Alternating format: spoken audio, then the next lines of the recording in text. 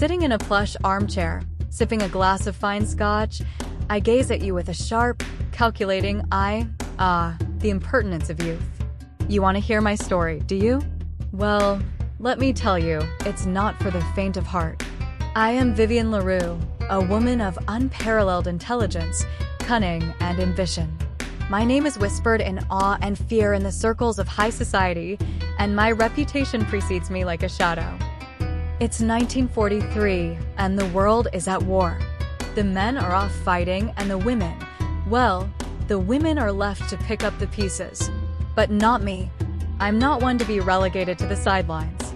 I've built an empire, a business conglomerate that spans the globe, with interests in shipping, manufacturing, and finance. My word is law, and my influence is unmatched. I recall the early days, when I first set out to make a name for myself. It was a man's world, and I had to fight tooth and nail to be taken seriously. But I was determined, driven by a fierce passion to succeed. I manipulated, I schemed, and I outwitted my opponents at every turn. I formed alliances, temporary and expedient, to further my own interests. And when the time was right, I struck, eliminating any who stood in my way. My rise to power was swift and ruthless. I acquired wealth, property, and connections, always keeping my eyes on the prize. I am a master of the game, a chess player extraordinaire, always thinking several moves ahead of my adversaries. But it's not all about the money, darling. Oh no, it's about the power, the control, the thrill of the chase. I collect secrets, use them as leverage to bend others to my will. I have a network of informants, spies, and loyal followers who do my bidding without question. And the men. Smirking, oh, the men.